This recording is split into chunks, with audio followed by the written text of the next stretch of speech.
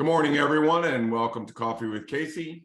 We're going to take a few minutes. We're going to take a look at the market. It's a big show. This is going to run a little long today. I'll warn everyone because, what we're going to talk about is not only the market update, but we're going to talk about preparing your house, which is really, really important. And it's not just now. So I met with somebody, they're not selling for 5 years, but a lot of stuff had to be done, over that 5-year period of time. And we had schedules and time and everything like that. But whether you're going to sell in a month or 5 years, you really should call in us or a real estate team that you work with and have them go over what you should transition into. A home is a traditional setup. We get comfortable in it. We're there for 15, 20 years, sometimes more. We get very comfortable with the way it's set up. We're 50, 60, 70-year-old sellers. The buyers are 30. This is not what they're looking for. When you sell, you must be in a transitional state, and there's a phase at which you can get there. The good news is for every dollar you invest, you get back $7 to $10. So whether you're going to sell in a month or in 5 years, you really should talk to either call us. I usually show up. If not, I've got 6 or 7, top producing agents that have been with me through all of this, so they'll come out and help out. But we'll say what should be done and what should not be done. I mean, one time they called us in, they were Michael and Sons were going to put in $180,000 worth of kitchens and bathrooms, and their kitchens and bathrooms were superior to anything that on the market. So I told the guy to waste the money on a boat, at least it's throwing money away, but at least you can have a little fun. So, call us into your house. We'd be happy. We don't have to sell. We'll be in business for a long time. So you don't have to sell right now, but just call us in and we'll help you out with this. So let's go ahead and switch over. Let's take a look at where the market's at right now. Is the market coming back? Are the buyers out there? Are the interest rates coming down? Yes, definitely yes, and yes. Okay, so market's coming back. Inventory's not there yet, but it's coming. The buyers are definitely out faster than the sellers, which is why we sell in January, February, and March. You're seeing 7 contracts presented on a home. You're seeing 25 people at open houses. You're seeing very little inventory. And we're going to talk about that. Okay, so let's switch over and let's go to our little. Let's go over here and get to where are we? Let's go over here. Okay. So I always say, put the paintbrush down. Do not paint that house, and don't do any fix-ups until we get there. Okay. Colors have to be current colors. We've been in houses that have been painted redskin colors, that have been painted canary yellow, brand new, fresh paint. That is not what the buyers are looking for. Let us come in and select. Now, let me just say this. When we're talking about painting, you can't just whitewash a house with one color. You need to be very thoughtful about the characteristics of the house. You can't violate the characteristics of the house. You need to blend with the characteristics of the house. So this is not a come in and throw edge comb on the whole house. Sometimes that works, but in most cases, you need to stay with the personality of the home. We don't want to be out of line. So let's take a look at we're going to get to those tips, those 5 tips, and but first we're going to take a look at the market. As we always do, what percentage of the homes is under contract currently, and that will tell you who's in control of the market, the buyers or the sellers. So in here, you'll see it's a seller's market in Arlington. McLean is historically low. They're always low. So I don't really look at them as an indicator. They overprice them. There's always inventory sitting on the market. I really object, but there's nothing you can do. Vienna right now. So 86% of the homes that are not, 86% of the homes are on the market. Now there's a few more on the market, but they're so overpriced. There's really only one home I see active that's accurate and well priced. But so really, this is a massive seller's market in Vienna, Oakton, Oak Hill, Reston, Centerville, Ashburn. And then we get out to Haymarket and Dominion Valley and Aldie. And I'm gonna dissect one of those markets for you and show you why this is here in a minute. But basically, we're kicking off the year in a massive seller's market in most of these markets. Most of the markets we work in, Oakton being Oak Hill, Reston, and all of that. So we're going to dissect this. So we have in Vienna, let's take Vienna as a market. We have deal or no deal. So you've got a bunch of houses that are coming on the market. And in this case, what is it? 2, 4, 6, 8, 10. So we've got 10 houses that are coming on the market.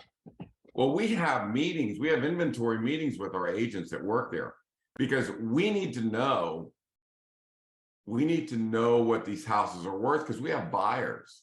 So a house comes on Wells Street, and I'm not gonna do this all the time because I don't want to bash houses. This comes on Wells Street. It's on the market for 1.775. I've got its value at 1.95. Goes under market immediately it goes under market. It's 175,000 under price. Why was that? They overpriced last fall. They didn't get it. They got in the death spiral. They came off the market at 1.775. Boom. That's what they came back on the market with, and that's what they got. In my opinion, it's almost $200,000 less than they should have got. So again, price it right, do it right the first time, and you don't get clipped like this. The other house, Clover Meadow, okay, they've got on for 1.35. I think it's worth 1.362, which is good, right? Now, these are customary numbers that I'm throwing out, customary numbers. So these homes, 6 of these homes that are on the market are coming on the market. There's only 1 active. The others are coming soon. 2 active. You can see they're all priced pretty much where they should, right? This is 13. This is priced 13,000 under what I think it's worth, 5,000 under what it's worth. This is right on the number where I would put it. There's a little over and a little over, but not significant. Look at these other 4 down here. So this home came on, it's built in 1980, it's 2,500 square feet. That's what its assessment is. They put on at 1.25, it's worth 1.1 million, right? We need to know that. We need to really know that, right? So, you know, sometimes I'll talk to sellers. I say, I see when you bought your house, did you overpay for it? Did you underpay for it? And I will tell you that 4 out of 5 times they say we overpaid for this house. We got involved in a bidding war, we overpaid for it. We need to know the value. I also need to know if that sucker goes under contract at that number, then the premiums are still live, right? They're asking for $150,000 premium, $160,000 premium, $200,000 premium. So that's what it's worth. That's what it's on the market for. So we need to see, did they get it? If they get it, like I knew Wells was going to sell right away and it didn't. How's the rest of these going to do? We do this every week, right? How are the rest of these doing? Are they going under contract? We need to know that for both buyers and sellers. Can I get away with something like this? Pretty much 40% of the homes are withdrawn unsold. And as you can see, there's the 6 and there's the 4. So chances are these 4, unless they put $250,000 worth of stuff in their backyard, or they've done something miraculous to that house, it ain't worth those numbers. So we need to look at that, and then let's go back. So that's why I say that 86% of the homes are really under contract, because the other ones are just 150, 200,000 overpriced. So that's a waste of time. But we have other markets, right? Let's look at Haymarket. This it doesn't surprise me because a lot of times it's homes are overpriced, but they're not always overpriced. Let me take you off the grid, and hopefully you can see what I'm looking at right now, which is a spreadsheet, and it's how we analyze markets. So I took Dominion Valley out of Haymarket, and it's clear in here that, I have homes that are under contract. I have homes that are still active. I have homes that withdrew, homes that have closed. So the homes that closed sold at about 112% of their assessment on average, some higher, some lower. The ones that withdrew were at 125%. So that tells me these people just overpriced their house, right? And this is not indicative. This is the way the market works, right? In Vienna, by the way, if we go back, let me go back real quick. See these numbers over here? These numbers indicate the percentage of assessment. So in this case, the average percentage of assessment that these homes are listed is 118%. The homes that I'd say are going to sit there and not sell are listed at 134%.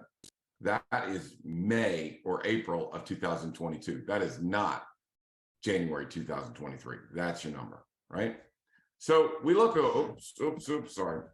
We look over here to dissect what's gone wrong, right? All right, well, here's the houses on the market. They're all pretty lower priced houses. They're on for 116% of assessment, and the ones under contract are also at 116% of assessment. So what does that tell you? Well, this tells me that their problem isn't pricing, their problem is condition. So these homes were built in 2002 to 2006. They were built in that period where you still use brass, you still use certain kind of things in the kitchen, and you still have hardware and lighting fixtures that were from 2002, right? It's 2023. Some homes have been updated, these. Some homes have not, these. So what are we going to do when we list a house, when we're listing it at the right price and it's not selling? It's because we didn't put it in the proper conditions. So that's what we're going to talk about today. So there's really 5 tips that we want to talk about. And again, these are tips that you can do tomorrow. If you're going to sell in 3 or 4 or 5 years, you can start working on this list right now, right? So Julie prepared it. It looks all fancy. Obviously, I didn't do this. Julie did, right? So let's look at number 1. The interior paint is important. It needs to be current, but like I said, it needs to flow with the rest of the house. If the house is set up in one motif or one look, you can't just change the whole damn thing and whitewash it out. It's just not going to look right. So we need to look at the paint. We need to look at current paints. Yes, there are grages and things like that, and certain shades and colors and calm and all the rest of that. So, but that's important. It's got to be fresh. It's got to look good. It's got to be current. I'm going to show you some pictures of what it looks like when it's done, and it's fascinating. So that's the first thing. But when you paint, you don't paint until 6 months before you're going to sell, right? No sense in painting 5 years before you're going to sell, because then you have to do it all over again. The number 2 thing that we look at is hardware. So I can guarantee you, if I go into look at all those homes that are still on the market, they've all got brass or gold hardware. They've all got the old lighting fixtures. They all look like 2002 or 2004, right? They have not been updated. Nothing's been done to them. But if you paint and you put that hardware on and then some lighting fixtures, man, it is money, absolute money. So bathroom updates. I'm going to show you some pictures. They're going to be shocking here in a few minutes, but we don't redo bathrooms. We don't go in and try and rehab an entire bathroom, but we do certain things. Billy did something with a $2 million house where, you'd walk into the bathroom.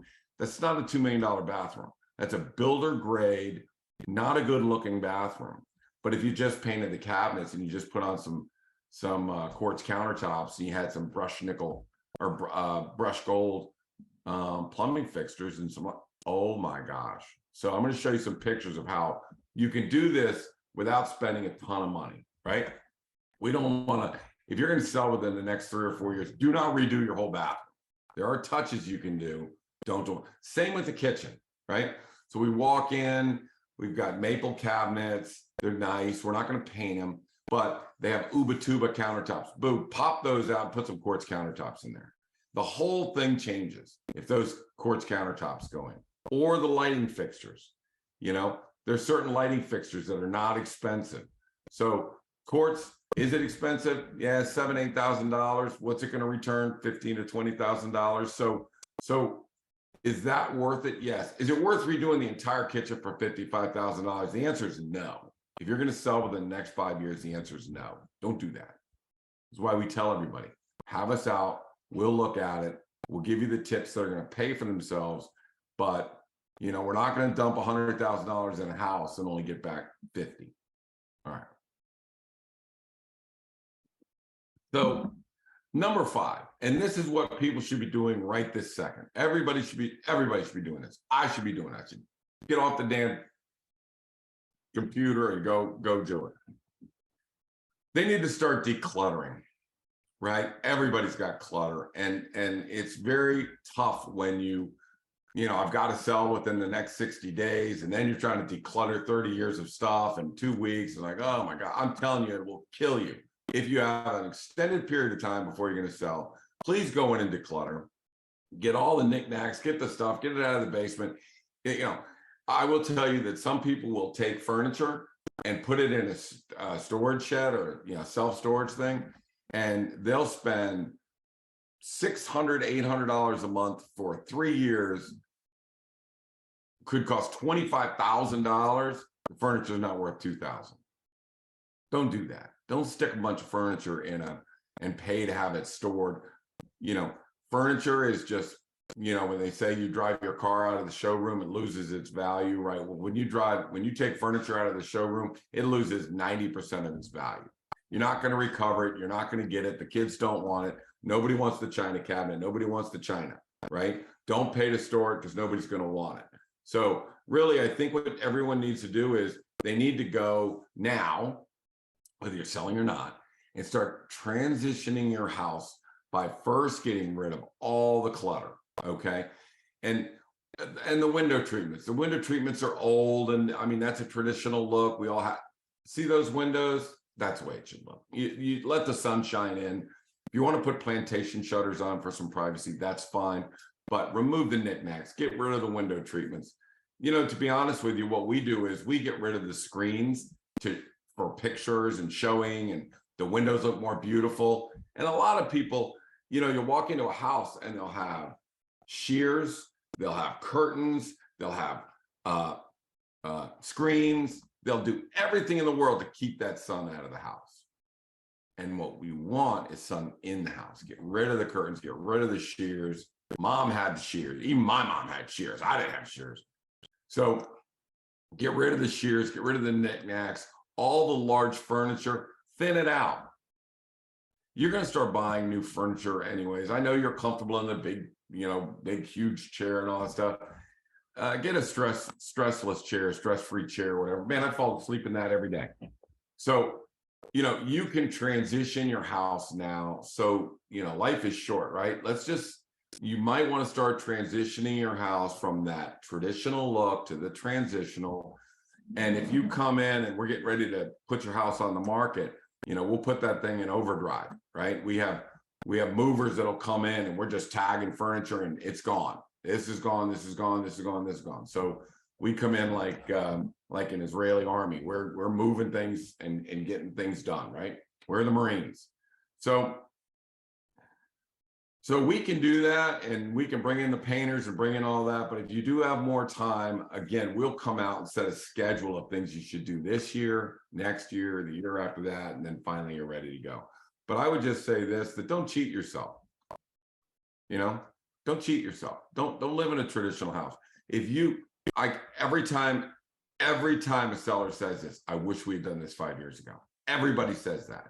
So let's do it now. Call us out. I don't care if you're selling. I'll still be working in 5 years, I think. God willing, I'll still be here for 10 years. So this is what we walk into. This is what a traditional house looks like. The carpets are all this kind of carpet, and the lights are like this, and they're all gold, and the paint is two-tone, and the carpet is, see how dingy, see how much stuff is in the windows aren't clean. Look. This house went from that to that, right? This is what we're looking for. We're looking for clean, nice paint, the cages in the dining room, or I'll show you another example, or the drums. But this is what it needs to look like. And this didn't cost that much. I mean, I can guarantee you, because I know this transaction, that these people put in like $8,000 and they even did carpet and all, and made at least $120,000 more, at least. And they didn't have a home inspection on a 1969 house. So this is exactly what we're looking to do. Now, this is that bathroom, okay? So this is a bathroom that was in a $2 million house, and it had the gold, and it had, you can even see the shower over there. That was gold. You can see old Billy taking pictures of it, right? So what he did was he painted the cabinets, changed the hardware, put some countertops on it, and that's what it looked like. This to this. Now that is a bathroom, and all they did was paint these cabinets, put some new software on, put some brushed gold, put this brushed gold on. And I'll tell you why we use brushed gold is because we weren't going to spend $10,000 to fix that bath and remove all that gold shower. So we blended it in with this cool, awesome new colors. So when the new people come in, all they got to do is just replace that door. But this looks like a $2 million bathroom. And you can see, in just using the right fixtures, we went from, you know, that to that and that and that. Billy did this. Billy did a great job. Morgan and Colby did that one, the one that we saw before. But, you know, all the agents do this. Kelly does it, Pat, they all do it. So, you know, this is the way we want our house to kind of be presented. This is the kind of drum that you're looking for. And most of you, when you go to, this is what's called a cage. So the cage is in the kitchen breakfast area. This goes in dining rooms. See how the hardware changes? If this was all gold, it dates the house, right? So it dates the house. So you want to, you know, the two things that we always do that are critical and we don't even think twice about are we recommend paint, we recommend hardware. And I'm telling you, it's a whole new house when you do that. The lighting fixtures, that's about $350. This is about $300, $400 to do. The carpets, going from the old carpets to new, it's funny. Some of the Persian rugs could be worth $5,000, but if you put in a $350 rug from Wayfair, it's going to be a lot more appealing to, you know, it's going to be a lot more appealing to the buyer pool. Okay, so that's kind of a look at, you know, at what you need to do to prepare your house to get it ready. And you know, a good realtor, don't use your own painter, use their painter. Don't use, you know, your movers, use their movers. Why? Because you only move with them once every 13 years. We're their lifeblood, right? So let's talk about the last phase of this, preparing the house, okay? So there's three things we really need to think about. When are we going to sell? There's no inventory, so we're going to sell right now. How, you know, what are we going to price it at? We need to be realistic. We're in the 118s, we're not in the 132s. If, you know, we were with a client that put in $400,000 worth of updates in his house. It's $1 million house. So it's going to go for about 1.2, 1.25. He's not going to get it all back. He's going to get a portion of it back because he did it appropriately. So once we have the pricing and we have the preparing, the last phase is this. So from 2020 to 2022, the middle of 2022, we had like 2 home inspections at a couple hundred sales. Nobody would challenge us. Nobody would try, and they all wanted the house. So they waived the home inspection, they waived the appraisal. We make sure the house is in good shape before we list, right? So we want to make sure that we have everything checked. We bring in a home inspector and he checks 5, 6 main things. The foundation, got any damp mold coming in? What does the electrical systems look like? Heating and cooling, any issues with the plumbing? What does the roof look like, right? Those are the 6 main things that we want to focus on. So we have a home inspector come in, and my instructions to the sellers are very clear. We're not hiding anything. If it's broke, we're going to fix it. We're going to do what it takes to make sure the home is in a good condition. We can pass that on to the new buyers. When that happens, then the realtors trust you, the buyers trust you, they know it's been inspected, and 9 out of 10 times they're going to waive off the home inspection. The difference between our home inspector looking at a house and their inspector looking at a house is night and day. Our home inspector is going to go, these are things you got to fix. Their inspectors go, oh my gosh, the electrical thing, they had a spark, this is a fire hazard, this is a fire hazard. That's what you're going to get. Now I'm going to tell you, wow, I know why, because if somebody's going to inspect that house, you got a 50-50 chance that they're going to not go through the contract. See house coming back on the market all the time.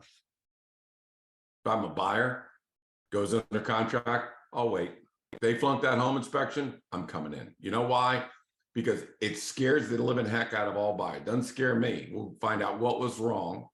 You know, these home inspectors do scare buyers unnecessarily. Now, let me tell you.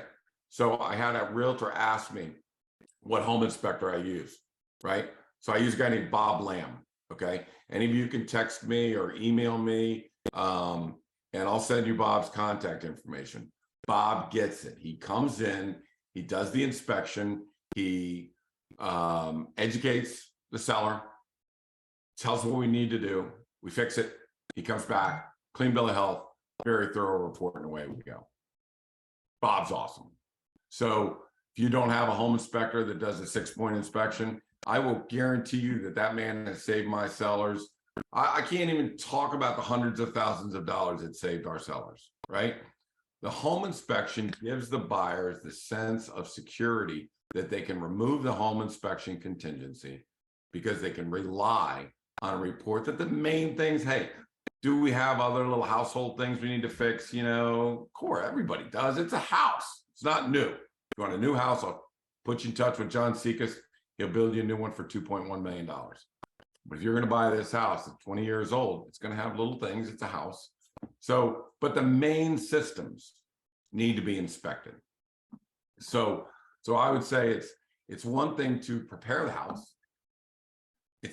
But part of that preparation has to be, and don't give them, hey, I got a receipt for this, and I got a receipt for that, and I got a receipt for this. You know what that tells them? Money pit. So you're signaling that you've got a money pit when you start giving them bills for everything you fixed or done, right? So we don't want to do that. We just want to say, hey, this is new, that's new, this is 5 years old, this has got 10 years left life on it. There's no moisture in the basement, the foundation is sound. Because when they sign that contract, we want that contract to stick. Now, I will tell you that right this second, in our current market, we're in a seller's market. We have some, what I call Zillow realtors out there, and they price houses at what Zillow would price them at, or what the RPR, the Realtor Property Resource, price them at. I have no idea why they're putting them on for 150 or 200,000. But in the fall of last year, 50% of the homes in Vienna withdrew unsold. Pricing. Today is the partner with pricing, and that's preparation. Price without preparation. Let me see something here. Just see if I can pull something up here really quick.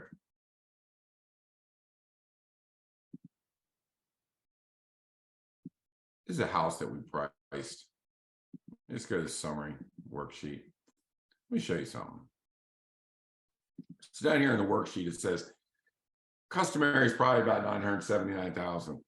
940 is what it would be if it was in a traditional, and 1,028,000. So the difference between these is about $75,000. What it would take to get from this number to this number is about $7,000 to $8,000 bucks. So to go from a transitional, which is pull down the curtains, get rid of the rugs, get some paint on the walls, get some good lighting fixtures in there, maybe a plumbing fixture or two. If I spent $10,000, would be a miracle. I don't think we even spend that. Let's say $7,000 to $8,000. We go from 940 to $1,030,000. That's $90,000 difference. So $9,000 in, $90,000 out. That's about right. So, you know, when you're going in for, oh, you know what? I didn't show you my screen on that. I'm not going to go back online.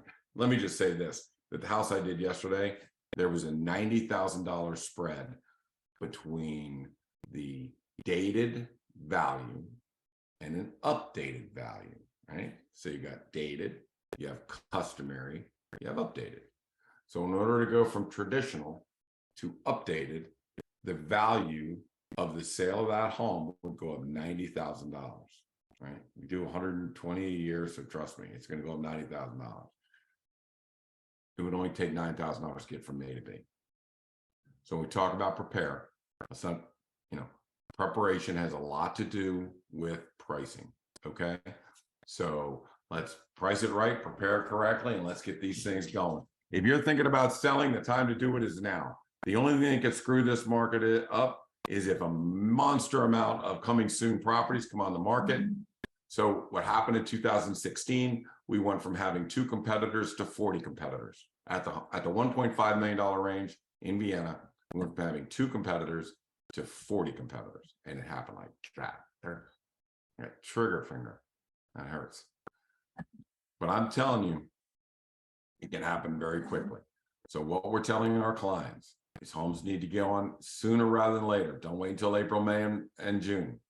Okay, it's gonna have a nice seller's market, but when we get to June, the buyers go to the beach, and all the other sellers. Now everybody comes on the market. Before you know it, we look at July, and you've got 40 houses on the market, and you only got 4 under contract. We go from 60, 80% under contract to 10, 15, 20% under contract. If you're thinking about selling this year, let's do it now. The run up in pricing, we are 25% higher than we were in 2020.